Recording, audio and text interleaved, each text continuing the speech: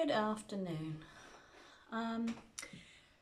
So previous video was about layout, and that was actually a painting. So this time round I've decided to include some art textiles, and I'm still talking about layout and composition and how to start from somewhere. This was my starting point, and then building in various different things. Now this is my collage to design workshops that I do, and this has got bigger and bigger and bigger and bigger, and I'm probably going to stop at this one because I've got to get it underneath the sewing machine, even though I could do parts of it, but I like working whole. So as you can see, I've got pins in. On the back, when you're sewing paper, you need to put some fabric to stop the paper from tearing on your sewing machine, and I will demonstrate this as I go along. So looking at, again, the composition, I'll be honest with you, I had no idea what I was going to do here. I just started off with this piece, which is based on sort of the decorative papers, and I've been bringing it out through embroidery, and then I've been adding other designs to it. Again, I work on the surface design side for interiors, and I am adding on all the time, and whatever the repeat comes out, this will kind of reflect in the design.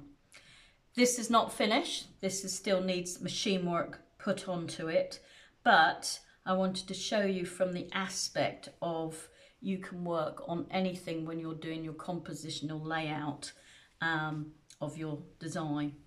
And it takes practice. Sometimes I don't always get it right, and sometimes I do. But I choose to do with things, and I like working in these colours. So that's another thing, is to balance it out. Looking at this one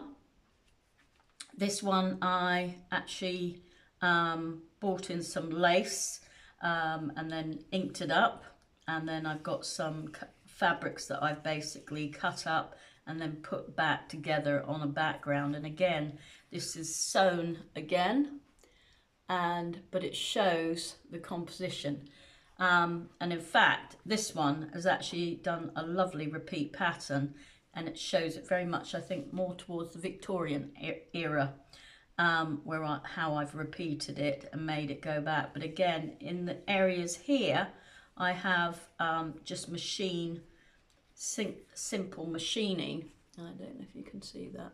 Simple machining that I've included on the background. Again, the decorative background is coming through. So I actually teach all this type of thing to students. Again, this is very much on seascapes and working with technical tracing paper, which is actually quite nice to work with, and inks, and again stitch. So again, you can add anything to anything and make it really detailed. And again, that was just when I was doing these pieces, I have these wonderful epiphany of ideas, and this was just to do about seascapes, and that was the start. I think I had it for a sample for students at the time. This is another one, working with decorative papers and working with braiding and just bringing in other elements into the design, and working with wools and very light. A lot of my work actually comes out as mistake, and then I can turn it into something. Even looking on the back of it, there's a lot of stitch lines, but I think that was a sprayed piece, and I've just added different things and added ink in. So again, how you're doing a composition is quite different. This one here is patchworking, good old-fashioned patchwork, all in the background, and then I've ended up putting my decorative papers on top and sewing on top of it with the decorative papers, and it can be really, really effective. Really nice methods. But again, you're looking at the composition of what you're doing. I've added in lace here. I've got different types of fabrics coming underneath, and then I've put these vibrant colours coming through from decorative papers I've been using, then stitching into it. And again, it's just a really fun way of putting things together. I think when you first start out, you're like overthinking things, overthinking what to do with things and trying things out. And again, I work a lot on working with decorative papers, adding things in like wools and nets. And here I've got Angelina. Don't ask me about Angelina, but it's a very shiny kind, and you flatten it. I don't think that's been put in particularly well, but again, it's paper, put a bit of fabric on the back of it and then sew with it, but it's actually quite a nice piece of work, and how it all comes together. So again, composition comes in so many different ways. This is another one, working with printing papers and then putting it down and actually working with paper and with technical tracing paper.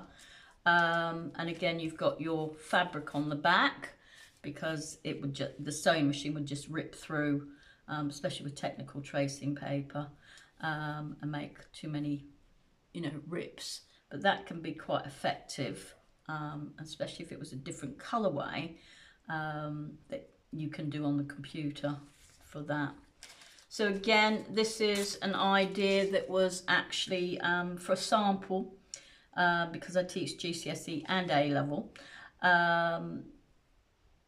This was, to give a student idea. She was doing Barbie doll, and she likes the colour pink. So this is what we've ended up with.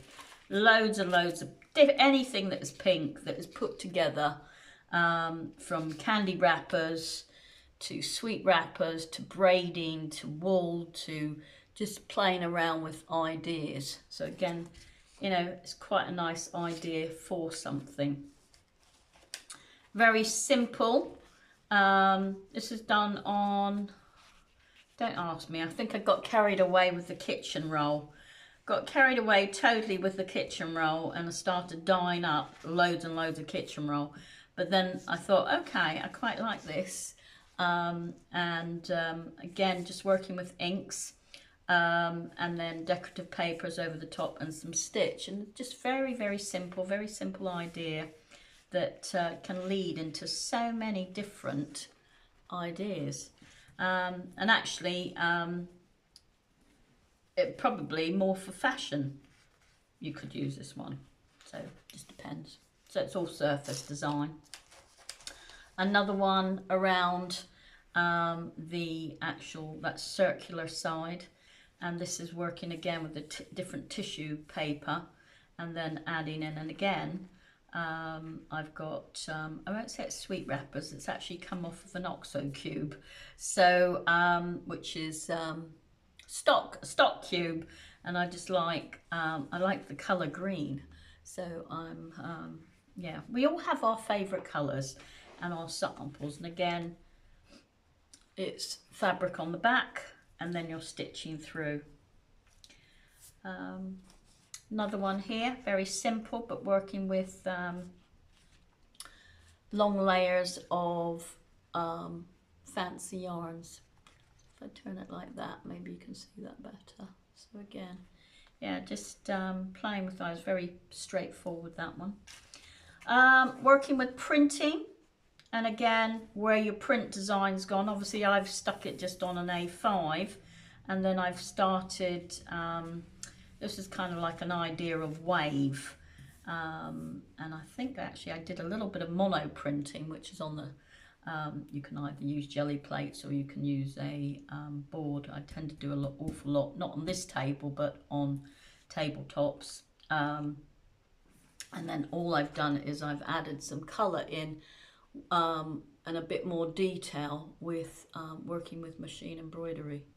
So again, as I get further in, I will show you how to do this. So this is a very bright, vibrant piece. As I say, I'm not a huge lover of reds and pinks, but it's got my top colour in, which is coral. So again, working, I think this was a background, and I thought I'm not going to throw it away in the bin because I don't throw anything away hardly in the bin, especially when it comes to decorative papers. And I thought, oh, I'll use it one day. And I happened to pick it out, and I was playing around, and I think I had some extra papers of vibrant colours coming through because we were doing some printing. And I had some old elastic bands, hair elastic bands, where I just thought, oh, what can I do with those? Because I keep everything, and it's actually made quite a nice design, although very heavy, quite a heavy design that. And you've got some sweet wrappers coming in there too. This is another one, very simple. Again, simple design, but again, it's all about how you're layering things together and how you're putting things together. So it is about layout, it's about composition. This was a little design, little flower idea, and I think that was a bit of printing, and then I've just gone in with literally stitching into making the lines come out a little bit more and more stitching onto the actual flower. So I'm just gonna, a couple more. This is another one. It's got a little bit of fabric in there, more stitching. This has got a painted piece, and then I put in more things, and I've just sort of added in glues and stuff. So quite interesting how that all comes about. And again, it's your layout. And again, actually this one I didn't even put any fabric down because I think the paper was quite strong. So again, you know, it got different bits and sort of just playing around with ideas. And the last one is an ink piece, which is very vibrant, and it's also got some scrim in here, working with coloured scrim, and it's almost like builder's rag, that is, builder's rag, what they use to clean up. And then I've just gone in with some fancy stitching and brought it through in different areas. To me, everything is always to do with growth and actually sort of picking up sort of the growth of everything. So that's what I would say about layout. Whether you're going to do it on a painting or you're going to do it on decorative work, think about how you're laying up. And by no means, I would say everything takes time. Everything, you know, trying to get a finished piece. I mean, this, again, I've just thought this would actually be nice in strips. So you could actually create a triptych if you wanted to. That's it from me. Thank you for viewing my videos on Laura's Place of Art. Thank you.